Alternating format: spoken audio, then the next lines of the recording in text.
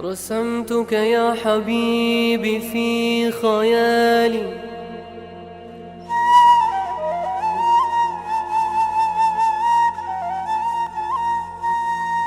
ولم أرسم سواك بلوح بالي. بسم الله الرحمن الرحيم. إن الحمد لله نحمده ونسلم على رسوله الكريم حامدا ومصليا ومسلما أما بعد. Hadis tentang keutamaan zikir secara umum. Hadis ini diriwayatkan oleh Imam Bukhari dan Imam Muslim serta Imam Ahmad dalam kitab Syu'abul Iman. Mafhum hadis ini berbunyi dari Sayyidina Abu Hurairah radhiyallahu anhu bahwasannya baginda Rasulullah sallallahu alaihi wasallam bersabda, Allah Subhanahu wa taala berfirman, Aku sebagaimana sangkaan hambaku kepadaku. Aku bersamanya jika ia menyebutku.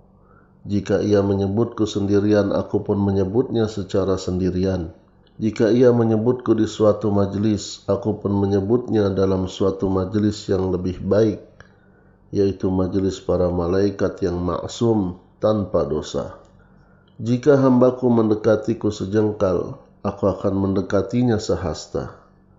Jika ia mendekatiku sehasta, aku akan mendekatinya sedepah. Dan jika ia mendekatiku dengan berjalan, aku pun akan mendekatinya dengan berlari atau dengan cepat menuju kepadanya. Keterangan daripada hadis ini atau syarah daripada hadis ini disampaikan oleh Syekh Maulana Muhammad Zakaria Al-Kandahlawi. Yang pertama, perlakuan Allah Subhanahu wa taala kepada hambanya adalah sebagaimana sangkaan hamba tersebut kepada Allah Subhanahu wa taala. Maksudnya adalah agar setiap orang selalu mengharap rahmat Allah Subhanahu wa taala dan jangan pernah berputus asa. Kita mengakui bahwa kita adalah orang-orang yang berdosa yang layak disiksa. Namun demikian kita jangan berputus asa atas rahmat Allah Subhanahu wa taala. Apa sulitnya bagi Allah yang Maha Pengasih untuk mengampuni dosa-dosa hambanya? Allah Subhanahu wa taala bahkan menjelaskan dalam satu ayat Quran surat An-Nisa ayat 48. Bismillahirrahmanirrahim. Inna Allah la yaghfiru an yushraka bihi wa yaghfiru ma duna dzalika liman yasha' ila akhir ayat.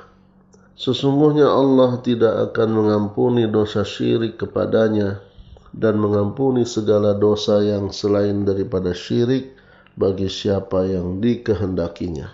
Quran Surat An-Nisa ayat 48. Maka oleh itu para ulama menyatakan iman adalah antara harap dan takut, antara roja dan khauf kepada Allah Subhanahu wa taala. Suatu ketika baginda Rasulullah sallallahu alaihi wasallam mendatangi seorang pemuda yang sedang menghadapi sakaratul maut. Ketika baginda Rasulullah menanyakan keadaannya, pemuda itu pun menjawab, "Ya Rasulullah, saya selalu mengharap rahmat Allah Subhanahu wa taala dan takut atas dosa-dosa saya." Baginda yang mulia pun bersabda, apabila rasa harap dan takut ada pada diri seseorang dalam keadaan seperti ini, maka Allah pasti akan memberikan apa yang ia harapkan dan menyelamatkan dari apa yang ia takutkan. Ini ada tertulis dalam kitab Jama'ul Fawaid. Kemudian dalam hadis lain disebutkan bahwa orang mukmin itu menganggap atas dosa-dosa mereka seperti sebuah gunung yang akan runtuh menimpanya, sedangkan ia duduk di bawah gunung tersebut. Sebaliknya, para pendosa menganggap bahwa dosa-dosa mereka seperti seekor lalat yang hinggap di tubuhnya, yang dengan mudah bisa ia usir. Ia meremehkan atas dosa-dosanya. Oleh sebab itu, kita hendaknya selalu mengharap rahmat Allah Subhanahu wa taala dan takut kepadanya karena dosa-dosa kita. Seorang sahabat Nabi SAW, Sayyidina Muaz radhiyallahu anhu, telah syahid disebabkan penyakit ta'un. Menjelang wafatnya ia pingsan berkali-kali. Ketika sadar ia berkata, "Ya Allah, Engkau mengetahui aku sangat mencintaimu. Demi kemuliaan-Mu, Engkau pasti mengetahui hal ini." Ketika maut pun sudah mendekat, ia berkata, "Selamat datang wahai maut. Engkaulah tamu yang penuh berkah. Kamu datang dalam keadaan betul-betul saya harapkan." Lalu ia pun melanjutkan dengan perkataan, "Ya Allah, Engkau mengetahui setiap saat aku selalu takut kepadamu, dan kini aku mengharap rahmat-Mu. Ya Allah, aku mencintai hidup, namun bukan untuk menggali sungai dan berkebun, melainkan untuk menahan haus karena puasa pada musim panas, dan untuk bersusah payah demi agama, dan agar dapat duduk bersama para ulama dalam majelis zikir." Kisah ini dicatat dalam kitab Tahzibul Lughat. Sebagian ulama berpendapat bahwa hadis perlakuan Allah Subhanahu wa taala kepada hambanya sebagaimana sangkaan hambanya kepada Allah berlaku secara umum, bukan hanya dalam hal ampunan, tetapi juga dalam segala masalah, termasuk doa, kesehatan, kekayaan, keamanan, dan sebagainya.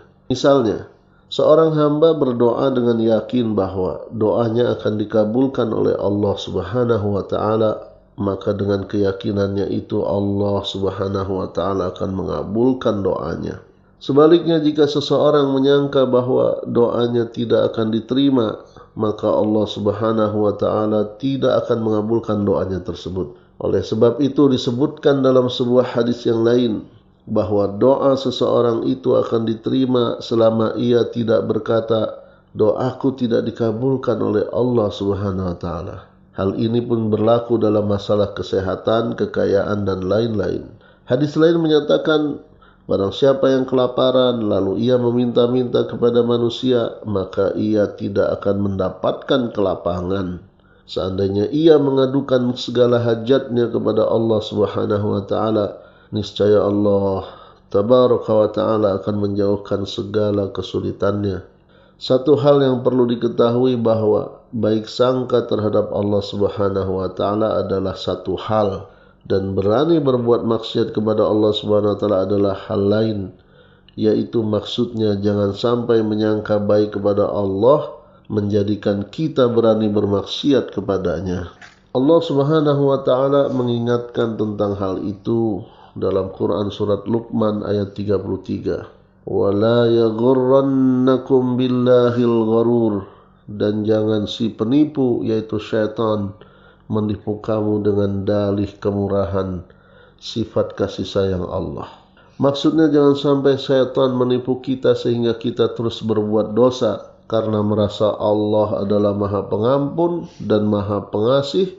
Allah Subhanahu wa taala berfirman dalam Quran surat Maryam ayat 78 sampai 79. Bismillahirrahmanirrahim. Attala'al ghaiba am ittakhadha 'indar rahmani ahda? Kalla, ila akhir ayat.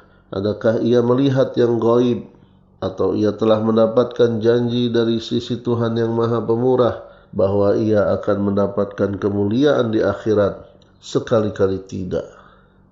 Kemudian syarah yang kedua, kalimat barang siapa berzikir kepadaku, aku akan senantiasa bersamanya. Hadis lain menyebutkan, jika hambaku mengingatku, maka selama ia menggerakkan bibirnya, aku selalu bersamanya. Yaitu, aku benar-benar memperhatikannya dan menurunkan rahmat khusus baginya. Kemudian syarah yang ketiga tentang kalimat aku akan menyebutnya dalam majelis malaikat, yaitu membangga-banggakannya di dalam majelis malaikat. Hal ini disebabkan beberapa hal. Yang pertama, ketika manusia diciptakan, telah ditentukan dalam dirinya unsur taat dan unsur maksiat. Sebagaimana akan disebutkan dalam hadis yang lain, dalam keadaan demikian maka ketaatan manusia patut dibanggakan.